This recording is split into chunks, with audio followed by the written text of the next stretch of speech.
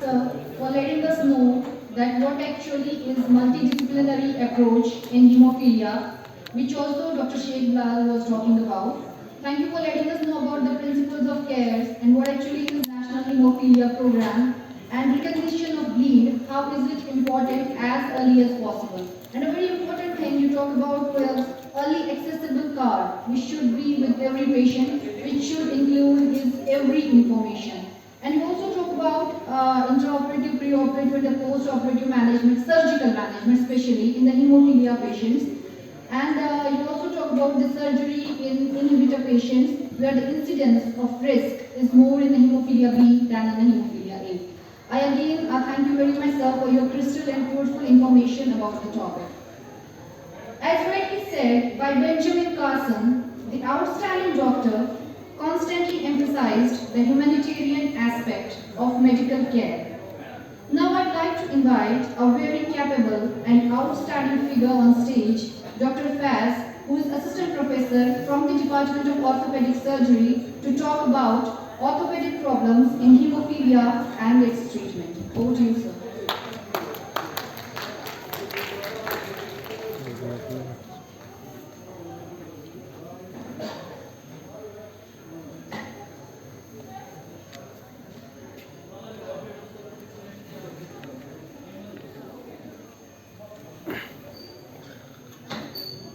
पहले मैं haemophilia society Kashmir का बहुत शुक्रगुजार हूँ कि उन्होंने मुझे इस काबिल समझा कि मैं थोड़ी सी कुछ अपनी एक्सपीरियंस आप लोगों के साथ शेयर करूँ. रेस्पेक्टेड माजिद साहब, प्रोफेसर बिलाल साहब, रियाज साहब and my dear friends, my patients plus उनके पेरेंट्स जो उनके साथ हैं. मैं एक ऑर्थोपेडिक सर्जन हूँ. ऑर्थोपेडिक्स है मेरा प्रोफेशन. मैं कंसल्टेंट काम कर रहा हूँ. तो मेरा क्या रोल बनता है हीमोफीलिया. सो अगर आप आई रिमेम्बर मैं डिस्कस कर रहा था अभी बिलाल साहब के साथ. It was probably year 2012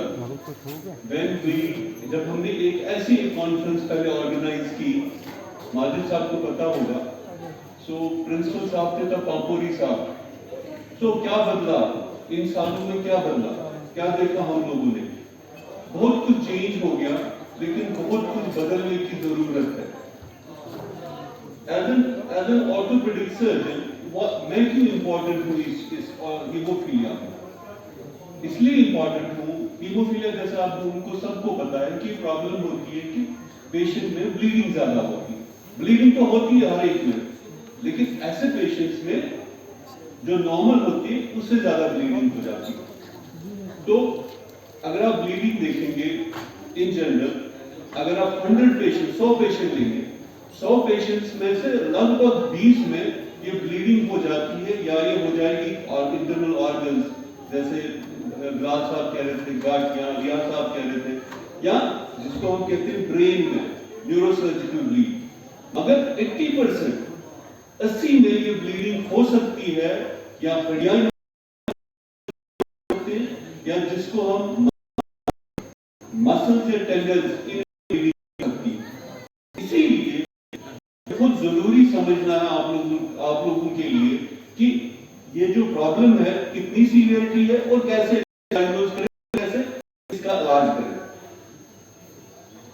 now population तो बढ़ रही है, दुनिया की भी पॉपुलेशन बढ़ रही है, हमारी भी पॉपुलेशन बढ़ रही है. डिफरेंस अगर आप देखेंगे, दुनिया की पॉपुलेशन जो है 80% जो पॉपुलेशन है दैट्स अंडर डेवलप्ड. जैसे हम जैसे लोग हैं जिनके पास बहुत वसाइल कम है. 20% of the people who live in the world are developed. उनके पास वसाइल की कोई कमी नहीं है. अगर आप लेंगे जैसे डेवलप्ड कंट्रीज है स्पेन एक एग्जाम्पल दी जाती है हीमोफीलिया केयर के बारे में. क्यों दी जाती है? अगर किसी पेशेंट को, वहां किसी बच्चे को हीमोफीलिया होगा स्पेन में, वो ऑलमोस्ट एक नॉर्मल जिंदगी जिएगा जैसे एक नॉर्मल आदमी है. जैसे आजकल देखते हैं कि डायबिटीज आप लीजिए, किसी को शुगर है, आज देखिए कितने, जब हमने स्टार्ट किया अपना कैरियर तो कुछ ही लोग देखते थे हम डायबिटीज, ऑलमोस्ट 1/3 और मोर देन दैट हम आजकल पेशेंट्स देते हैं डायबिटीज, और वो एक नॉर्मल सी लाइफ गुजारते हैं। ऐसा इसलिए हुआ क्योंकि मैनेजमेंट डायबिटीज का बेटर हो गया, डायग्नोसिस बेटर हो गया और इलाज बेहतर हो गया। ऐसी जो हीमोफीलिया है, इसका प्रॉब्लम ये है कि ये उतनी बड़ी डिजीज नहीं है, लेकिन इसका जो मैनेजमेंट, जो ट्रीटमेंट है, इसके लिए डायग्नोसिस बहुत इंपॉर्टेंट है कि इसका पता चलना कि ये प्रॉब्लम है, और दूसरा जो इलाज है इसका, जैसे हम लाल साहब बात कर रहे थे फैक्टर्स, वो फैक्टर्स बहुत आसान चीज नहीं है उनको लाना, वो बहुत महंगे आते हैं, वो आप लोगों को भी पता होगा, और जो लैब डायग्नोसिस है वो भी सस्ता नहीं है, महंगा होता है। तो हम जैसे लोगों के लिए जो अंडर डेवलप होते हैं, हमारे लिए मुश्किल हो जाता है डेवलप। तो अगर आप देखेंगे, जैसे मैंने आपको बता दिया, स्पेन में ऑलमोस्ट जो ये haemophilic, he lives almost a normal life, कोई प्रॉब्लम नहीं, जैसे नॉर्मल इंसान जीता है वैसे ही।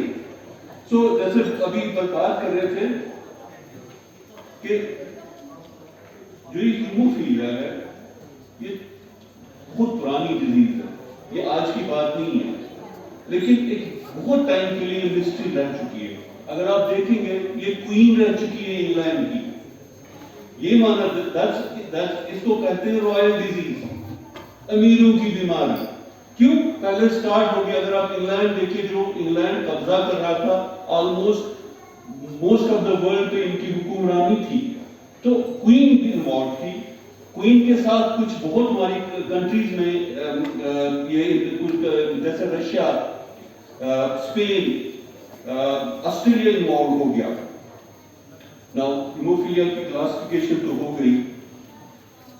नाउ क्लिनिकल फीचर्स, मतलब ये कैसे पता चलेगा, कि बेसिक सी बात ये है कि इसमें फैक्टर कम होता है। फैक्टर कम होने की वजह से जो नॉर्मल ब्लड खून का रुकना होता है वो कम हो जाता है, तो उसको हम मेडिकल टर्मिनोलॉजी में हम कैटेगराइज करते हैं कि ये फैक्टर है, ये फैक्टर पे डिपेंड करता है कि फैक्टर कितना है। अगर फैक्टर हमारा 5 to 40% होगा, हम कहते हैं कि ये माइल्ड सी डिजीज है, इसमें ज्यादा प्रॉब्लम नहीं है। एज ए पेशेंट जब के पास उसके बाद हो जाएगा, और बहुत सारी जगहों पे बहुत सारे टाइम हमें डिफिकल्ट हो जाता है कि ये हीमोफीलिया या नॉर्मल, मॉडरेटली सीवियर, दरमियाना दर्जे की डिलीवरी, दरमियाना दर्जे का पेशेंट, ये वो वाला पेशेंट होता है जब अभी हम सर्जरी करते